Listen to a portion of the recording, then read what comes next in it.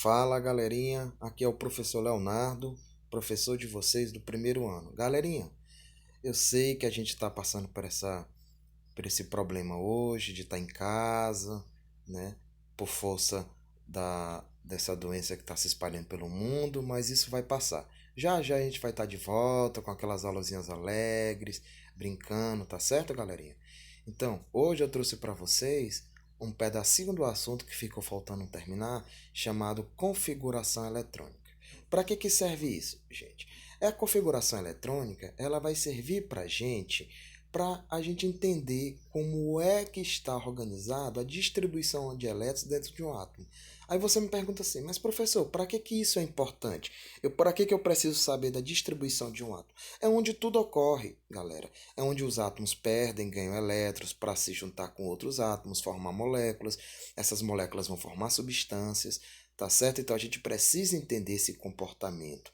Tá certo? E uma das coisas que a gente utiliza para fazer a distribuição eletrônica é o diagrama de Linus-Pauling. Esse diagramazinho aqui, deixa eu ativarzinho só a canetinha aqui para a gente poder entender. É esse diagrama aqui. Observem, pessoal, que esse diagrama ele está composto de letras e números e ainda tem essas letras ainda estão elevadas à potência. O que é que significa isso? São subníveis de energia. Ainda está faltando algumas particularidades nesse diagrama. Eu simplifiquei ele aqui, tá certo? Você não precisa memorizar ele, você não precisa decorar para fazer, não. O que você precisa é saber utilizar esse diagrama, tá certo? Então, é muito fácil usar o diagrama de Linus-Pauling. Quando eu digo 1s2, eu quero dizer que num átomo existe a camada 1 com subnível S e esse subnível S tem 2 elétrons. Deixa eu só observar se eu tenho algum slidezinho aqui em branco. Tenho, beleza. Então eu vou escrever bem aqui. Quando a gente diz assim, ó, 1s2, ok?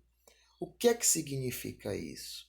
Significa justamente a seguinte situação, que no átomo tem um subnível S, certo? Esse subnível é chamado de Sharp, certo? E daí existe o principal, difuso e o fundamental. Esse subnível S, que é uma região da eletrosfera do átomo, ele tem 2 elétrons e está na camada 1. Tá ok? Então, são essas referências que a gente tem que guardar na mente da gente, tá ok? Deixa eu só apagar aqui para a gente voltar para lá, certo? Olha o que é que acontece aqui. Usando esse diagrama de Pauling, eu sou capaz de prever como um átomo se comporta, beleza? Tá certo. A gente vai voltar para ele para usar mais.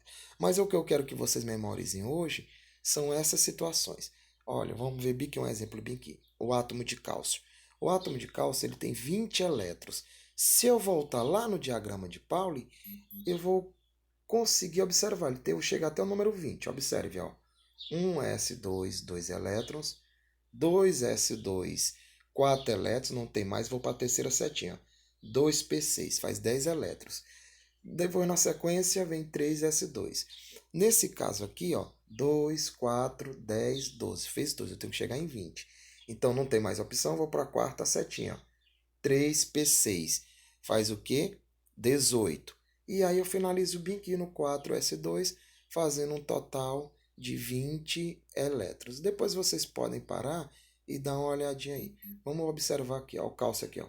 1s2, 2s2, 2p6, 3s2, 3p6, 4s2. Fez um total de 20 elétrons. Olha para o átomo de ferro, tem que dar 23, certo? Observe aí, ó. 26. 1s2, 2s2, 2p6, fez 10. 3s2, 3p6, bem que para 18, certo?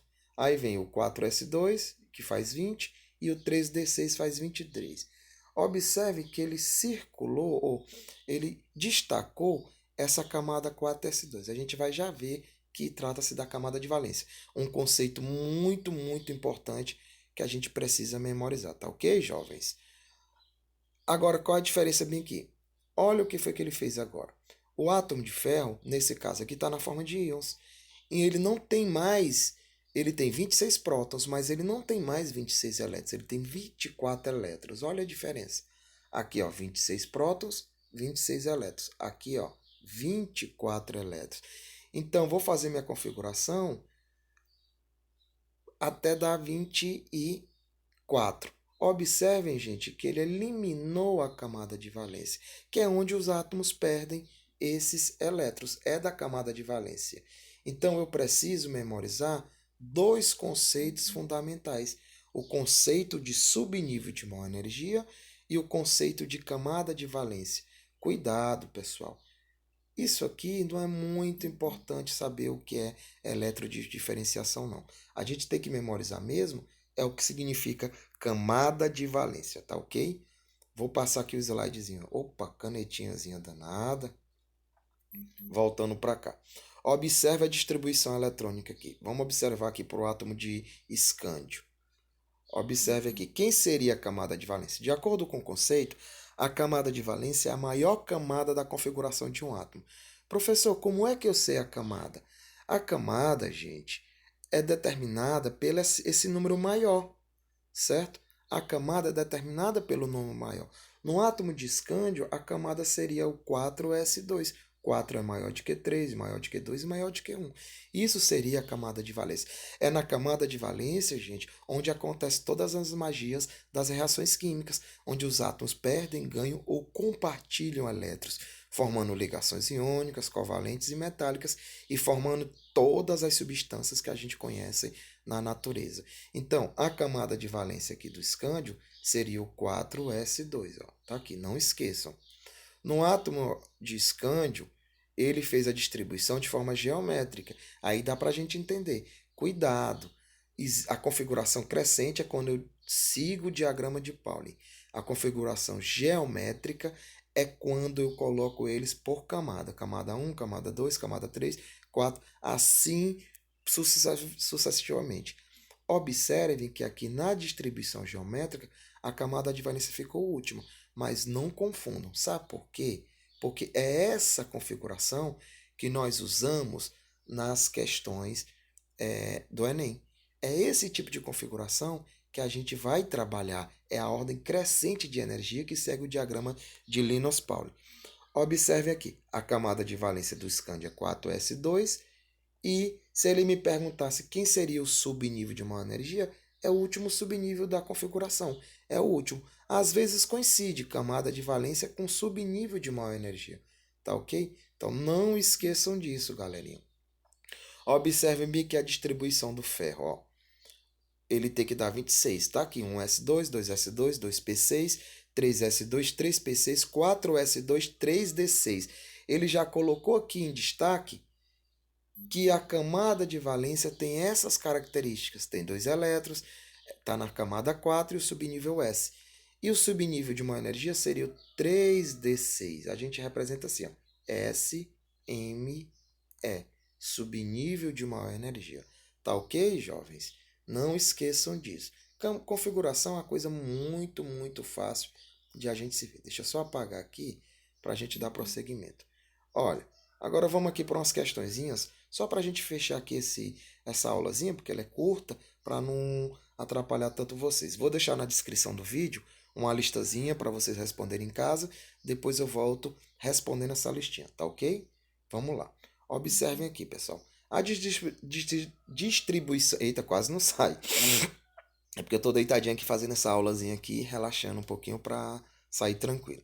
A distribuição eletrônica do bário na ordem crescente de energia, ou seja, jovens, na ordem de seguir o diagrama de Pauling é. Vamos voltar lá para o diagrama de Pauling e fazer. O que, eu tenho que observar aqui? Ó? Tem que dar 56. Vamos lá. Vamos voltar lá para o diagrama de Pauling e ver a distribuição. Observe aqui, ó, 1s2, 2s2, 2p6, 3s2, 3p6, 4s2. Nesse caso aqui faz 20. Depois o 3D10 faz 30, 36, 38, 48, com mais 5, 54. Se eu colocar esse aqui, vai fazer 56. Então, a configuração lá vai terminar em 5P6, 6S1. Tá ok? Vamos voltar lá para o questãozinha que a gente está respondendo. Observem aqui, ó, gente. Se eu observar na letra A, termina em 6S2, 6S2. Essa aqui está fora e essa aqui está fora. Vamos ver o que, é que elas têm de diferente. Observem bem aqui, ó. terminou em 5P6, 4S2, 5P6, 4S2, certo? Observem, gente, que nessa primeira aqui, ele botou 4D10. O 4D10 ainda não entrou na configuração. Então, resposta correta, letra B de bola.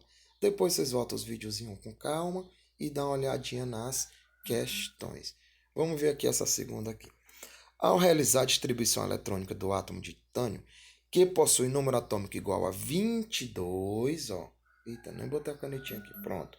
22, descobre-se que seu subnível de maior energia e os elétrons de distribuição nele são. Ele quer saber simplesmente quem é o subnível de maior energia. Se eu voltar lá no diagrama, gente, e fizer do átomo de titânio, tem que chegar até 22, ó. 1s2, 2s2, 2p6, 3s2, 3p6, 4s2. Faz 20 elétrons, tá certo? Aí vem depois o 3d2. Aí. Alternativa, letra D de dado. Não esqueçam disso, gente. Vocês não precisam memorizar o diagrama de Pauli.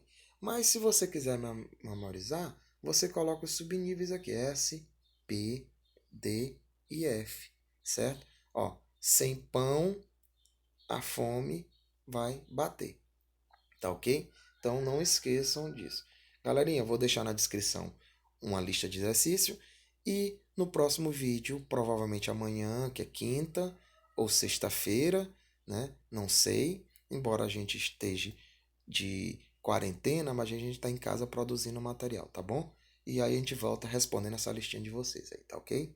Tchau, tchau, um abraço. Estou com saudade de vocês.